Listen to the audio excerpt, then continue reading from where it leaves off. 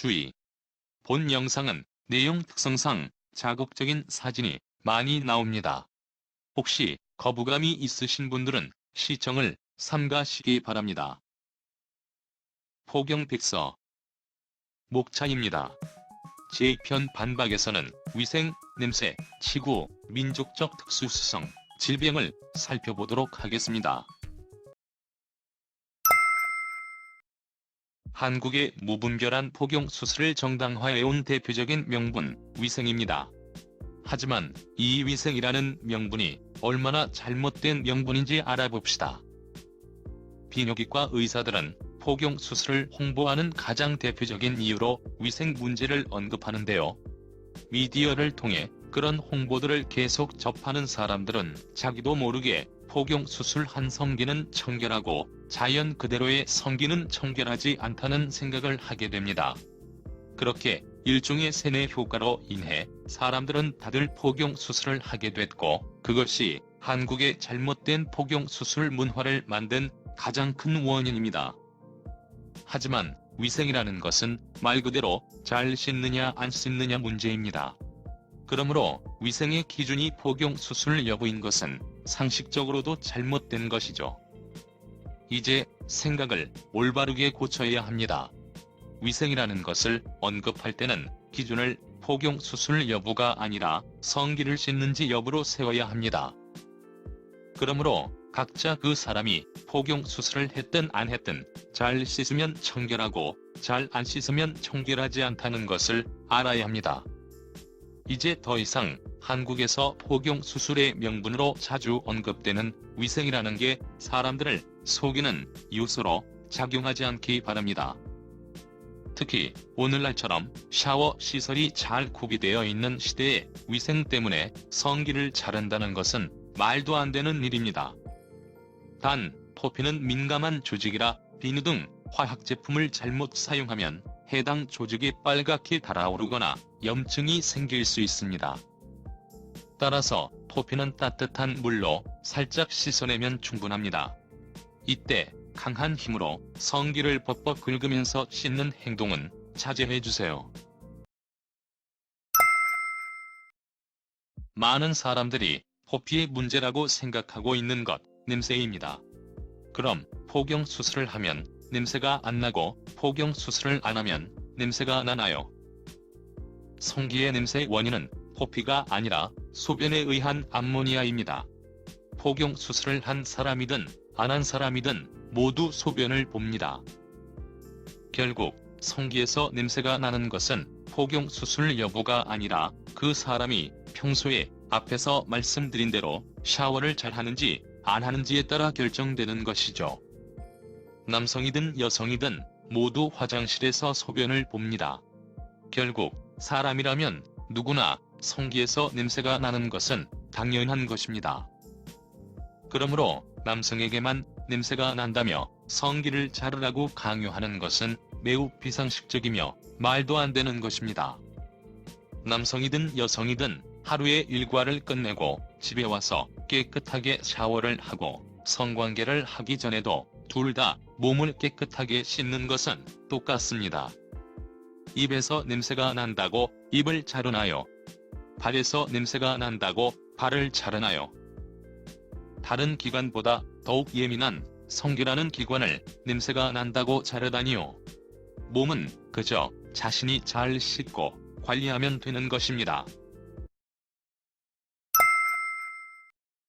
대부분의 사람들이 잘못된 통념으로 오해하고 있는 것, 치구입니다. 과연 치구가 포경 수술하지 않은 남성에게만 생기는 것인가요? 치구는 방리된 상피 세포와 피부에서 분비되는 기름과 땀 등이 조합된 물질이며 보통 남성에게만 분비되는 물질로 알려져 있는데요. 사실 남성뿐만 아니라 여성에게도 분비되는 물질입니다. 즉, 포유류 동물이라면 모두 분비되는 물질이 바로 치구입니다. 일반적으로 치구는 악취를 일으키는 것으로 알려져 있는데 사실 그것은 치구 자체의 냄새가 아니라 소변의 암모니아 냄새입니다. 이 그림은 앞에서 본 나이에 따른 정상적인 포피 발달 과정입니다. 치구는 성장 과정 중 자연스럽게 포피와 귀두의 분리를 유도합니다.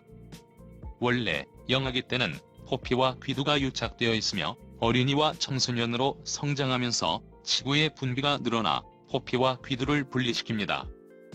통념과는 달리 치구는 면역 기능이나 윤활 기능 등 다양한 기능을 하는 전혀 몸에 해롭지 않은 물질이며 오히려 긍정적인 물질입니다. 1993년 오스트리아 유럽 논문에 따르면 치구는 수많은 면역체계를 갖고 있습니다. 유럽은 포경 수술을 하지 않는 가장 대표적인 지역이지요. 1932년 포경 수술 신봉론자였던 아브라함 월바르스트는 인간 남성의 치구는 발암물질이라고 주장했습니다. 모든 성별, 모든 포유류에게서는 치구가 발생하는데 왜 남성, 인간에게서의 치구만 발암물질이라는지 이해가 되질 않는군요. 1963년 레디는 이러한 어처구니 없는 주장을 철저한 연구를 통해 인간의 치구가 발암물질이라는 것은 입증할 수 없다며 반박했습니다. 심지어 선진국 중 유일하게 포경 수술을 하는 미국에서조차 미국 암학회가 직접 치구는 발암물질이 아니라고 발표했습니다. 1996년 2월 미국 암학회는 미국 소아과 학회에 직접 포경 수술이 생식기 암에 전혀 도움이 안 된다는 서한을 보내기도 했습니다. 남성과 여성 모두에게 분비되는 치구는 성관계를 할 때 마찰을 줄여 고통을 최소화하고 쾌감을 최대화하는 천연 윤활제 역할을 합니다. 이것은 치구와 관련된 모든 사실을 한눈에 압축한 내용입니다. 자세히 살펴봅시다. 치구의 진실들. 치구는 사람의 몸과 관계된 물질 중 가장 오해받고 있는 것 중 하나이다. 지난 수십 년 동안 치구는 더러운 것이라고 생각되어 왔으나 그럼에도 불구하고 사실 치구는 가장 깨끗하고 좋은 위생을 촉진시킨다. 쉽게 말해서 치구는 해롭지 않다. 첫 번째 진실. 모든 포유류는 남성이든 여성이든 치구를 생성한다. 두 번째 진실. 치구는 성기의 습기를 공급하고 매끄러움과 부드러움을 유지시킨다. 치구는 항균 기능을 갖고 있어 감염으로부터 음경과 질을 보호한다. 이것은 전반적으로 성기 건강에 유익하다. 또한 치구는 성관계를 할 때 윤활유를 공급한다. 세 번째 진실. 통념과는 달리 또한 포경 수술한 남성도 치구를 생성한다. 포경 수술한 남성은 그들의 속옷에 치구가 쓸려나간다. 자연 그대로의 성기인 남성은 포피 아래에 치구가 쌓인다. 하지만 치구가 쌓이는 것이 눈으로 보일 때까지는 며칠 몇 주가 소요된다. 가능한 한 개인이 일주일에 2번은 샤워한다면 위생은 문제될 게 아니다.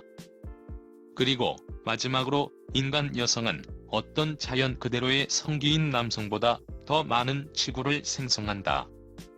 이제 치구에 대한 잘못된 통념이 모두 깨지셨나요? 치구는 남성과 여성 모두에게 생성되고 포경 수술 여부는 상관없습니다. 미국의 저명한 의사인 토마스 라이터는 치구가 없었다면 동물계는 존재하지 못하였을 것이라 말했습니다. 더 이상 치구가 사람들에게 오해받지 않고 더 나아가 치구 때문에 포경 수술을 하는 무지함은 근절되기 바랍니다. 요즘 포경 수술이 급감하자 의사들이 내놓는 엉터리 민족적 특수수성입니다. 이 챕터를 정말 굳이 만들어야 되나 할 정도로 한심하고 웃긴 논리이군요. 그들이 말하는 민족적 특수수성의 논리를 살펴봅시다. 첫 번째, 한국인은 서양인보다 성기가 왜소하다.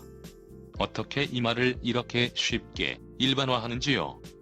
그리고 성기가 작은 게 문제가 되는지요? 성기가 작은 것과 포경 수술이라는 성기 절단이 무슨 연관인지 모르겠군요. 두 번째, 서양인은 성기가 커서 평소에도 포피가 퇴축되어 귀두가 노출되어 있다. 아닙니다. 서양인도 성기가 큰 사람이 있다면 작은 사람도 있습니다. 서양인도 평소에는 포피가 덮여 있습니다. 오히려 덮여 있는 주변 사람과 달리 오직 퇴축되어 있는 자신만 이상하게 생각하는 서양인의 사례도 있습니다. 세 번째, 한국인은 성기가 작아서 평소에도 포피가 귀들을 덮고 있다. 이게 무슨 문제가 되나요? 앞에서도 정의했다시피 포피는 덮는 피부라는 뜻으로 평소에는 덮여 있는 것이 정상인데 이걸 문제라고 말하는 게 이상합니다. 네 번째, 그런데 포피가 귀들을 덮고 있으면 위생에 안 좋다. 위생 관련해서는 앞에서 이미 반박했으므로 넘어갑니다. 다섯 번째, 그러므로 한국인은 포경 수술을 해야 하는 민족적 특수성이 있다. 그럼 포경 수술을 하지 않고 살아온 우리 조상들은 한국인이 아닌가요? 도대체 이게 무슨 논리인가요? 정말 어처구니가 없어 헛웃음이 나옵니다. 그래도 혹시 이 논리에 의해 포경 수술을 할 수도 있어 노파심에 정리합니다. 심지어 포경 수술을 하면 키가 큰다는 말도 안 되는 궤변으로 홍보를 합니다. 한국 포경 수술은 보통 청소년기에 이루어지기 때문에 마침 키가 크는 청소년기라는 시기와 포경 수술을 하는 시기가 맞물려 포경 수술을 하면 키가 큰다는 정말 비상식적인 논리를 만드는데요. 민족적 특수성, 성기를 절단하면 키가 큰다. 도대체 어디까지 갈 건가요? 양심을 갖고 말합시다.